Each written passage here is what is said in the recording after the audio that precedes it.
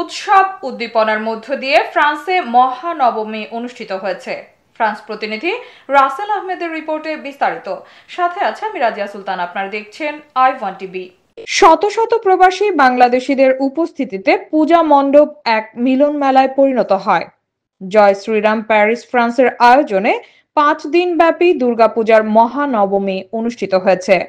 ফ্রান্সের রাজধানী প্যারিসের নিকটবর্তী লা কর্নভে একটি হল রুমে এই পূজা উদযাপন করা হয়। সকাল থেকে দুপুর পর্যন্ত পূজায় মগ্ন ছিল ভক্তরা। সকাল 10টায় দেবীকে আসনে প্রতিষ্ঠা করে পূজা শুরু হয়।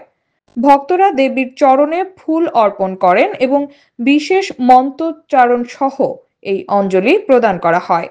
নবমী হলো সম্প্রীতির উৎসব। সমাজের সব স্তরের মানুষ একত্রে পূজা উদযাপন করে ধর্মীয় অনুশাসনের পাশাপাশি এটি সাংস্কৃতিক ঐক্যের প্রতীক।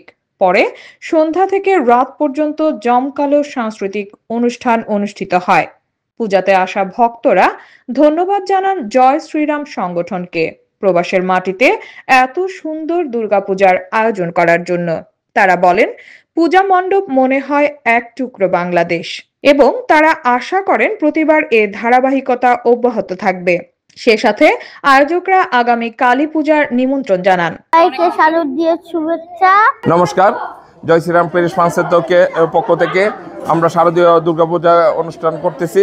আপনারা প্যারিসের যারা উপস্থিত আছেন দূরে এবং কাছে সবাইকে নিমন্ত্রণ রইল। মা এসেছে তাই সবার মনে আনন্দ।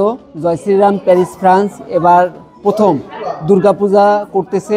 প্যারিসবাসীর সবাইকেই দুর্গাপূজার নিমন্ত্রণ। আপনারা যে যেখানে আছেন আমাদের পূজা মণ্ডপে আসবেন। সব বাচ্চারা অনেক আনন্দ করতেছে। প্যারিসের বুকে আমরা প্রবাসী, তারপরে অনেক সবাই আনন্দ করতেছি।